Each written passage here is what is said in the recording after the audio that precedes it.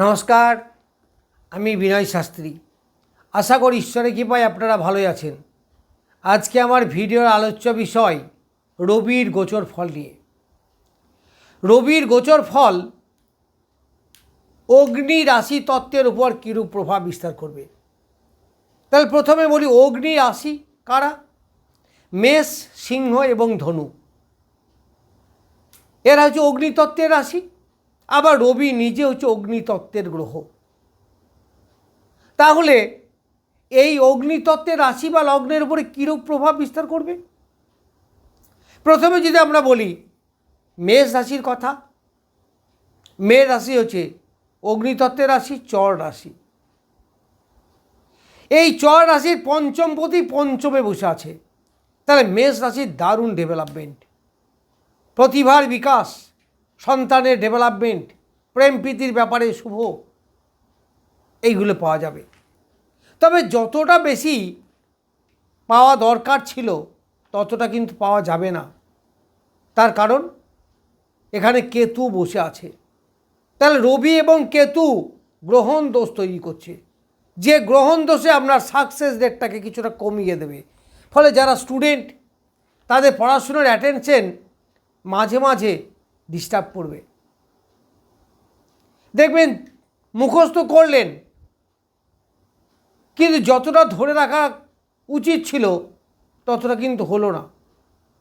মাঝে মাঝেই যেন বিস্মৃতি বা ডিসিশন মেকিংয়ে প্রবলেম হচ্ছে।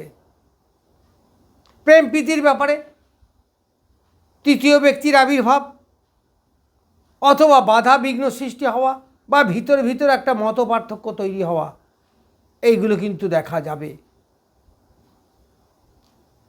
অবশ্যই যারা স্টুডেন্ট, বিশেষ করে ইঞ্জিনিয়ারিং লাইন, মেডিকেল লাইন, তাদের ভালো হবে, তাদের ডেভেলপ হবে, তাদের পড়াশুনোতে যথেষ্ট অ্যাটেনশন বৃদ্ধি পাবে, এমনকি রেজাল্টও ভালো হবে।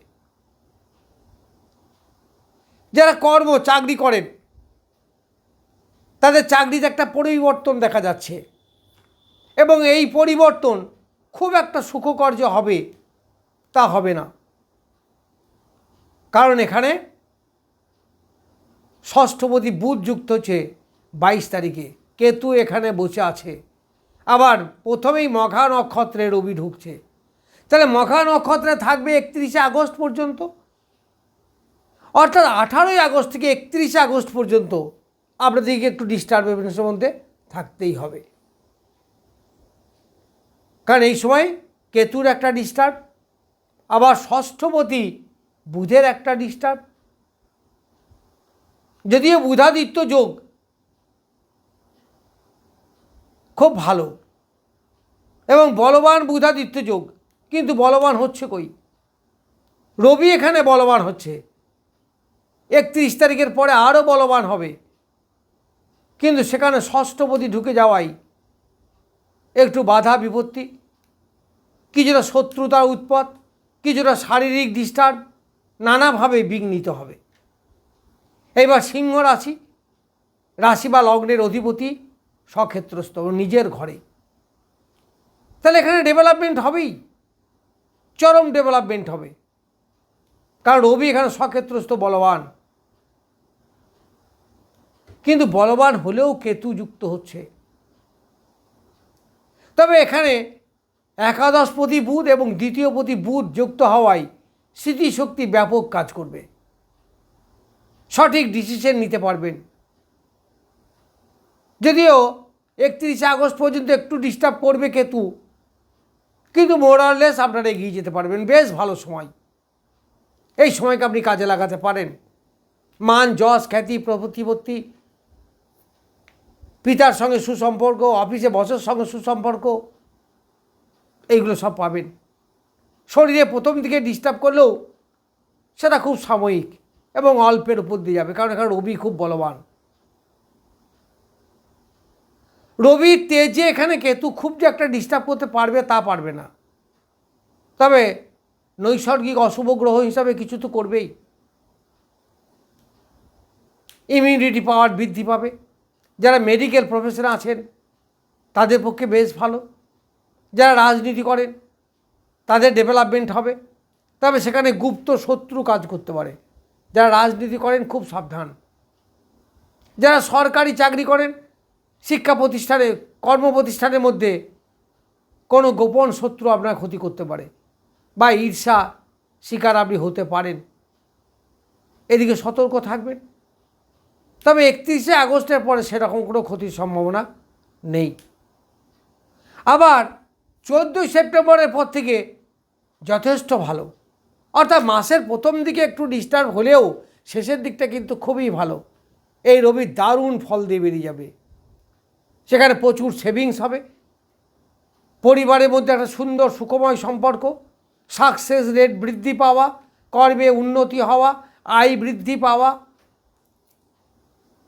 তৃতীয় কোনো ব্যক্তির কাছ থেকে সাহায্য পাওয়া, এইগুলো কিন্তু সবই আপনি এই সময় পাবেন।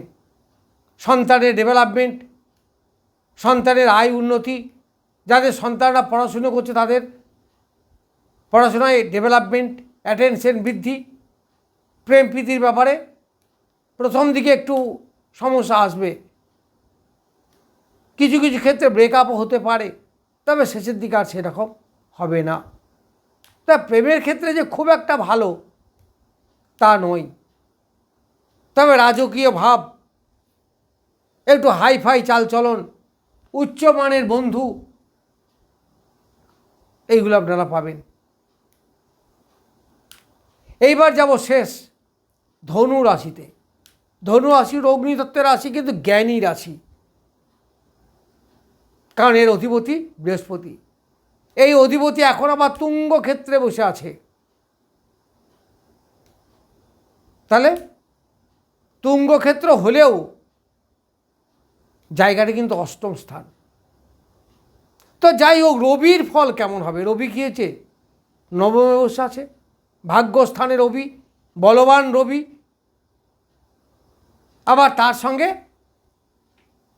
সপ্তমপতি এবং দশমপতি বুধ।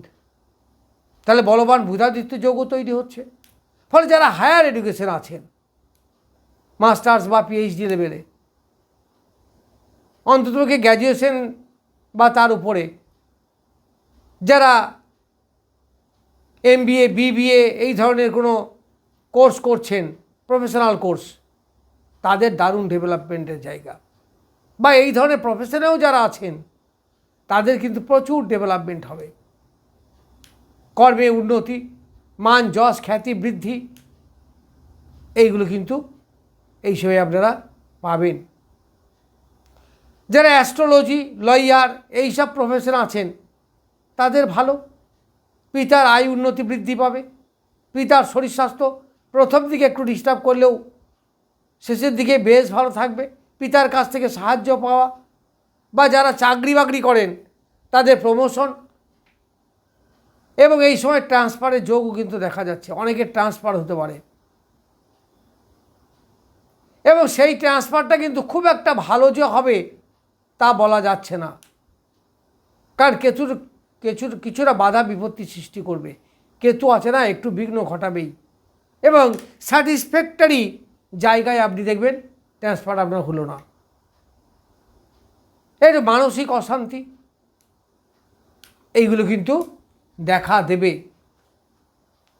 তো যাই হোক, ব্যবসাপাতির ব্যাপারে কিন্তু যথেষ্ট ডেভেলপমেন্ট হবে, আয় উন্নতি এইগুলো দেবে। দাম্পত্য জীবনের ক্ষেত্রে মোটামুটি ভালো, বেশ ভালো, একটা সুখময় দাম্পত্য জীবন আপনি এই সময়ে পাবেন। তাতে আপনার মানসিক শান্তির জায়গা অনেকটা বেশি। কিছু গোপন সেভিংসের জায়গা আছে, বা হঠাৎ ইনকামের একটা জায়গা কিন্তু আছে, উত্তরাধিকারী সূত্রে পাওয়া, বা লটারি, শেয়ার মার্কেট, এই ধরনের। যারা মেডিকেল প্রফেশন আছেন, যারা অ্যাস্ট্রোলজি, লয়ার, সুদের ব্যবসা করেন বা গোপন কোনো ব্যবসা করেন তাদের পক্ষে ভালো। যারা বাক্য বিচে ব্যবসা করেন তাদের পক্ষেও বেশ ভালো, সঠিক ডিসিশন নিতে পারবেন এই সময়। কারণ আপনার ধনু রাশি বা লগ্নের ভাগ্যস্থানে বসে আছে বলবান বুধাদিত্য যোগ। প্রথম দিকে কেতু একটু ডিস্টার্ব করলেও শেষের দিকে তা করবে না। আবার একেবারে শেষে, তার মানে 14ই সেপ্টেম্বরে পরে এই রবি নিজেও নক্ষত্রে যাবে, তখন আপনার আরও ভালো ডেভেলপমেন্ট হবে। যাই হোক, আমি অগ্নিতত্ত্বের রাশিগুলির উপর রবির প্রভাব সম্বন্ধে কিছু বললাম। নমস্কার, আজ এই পর্যন্তই।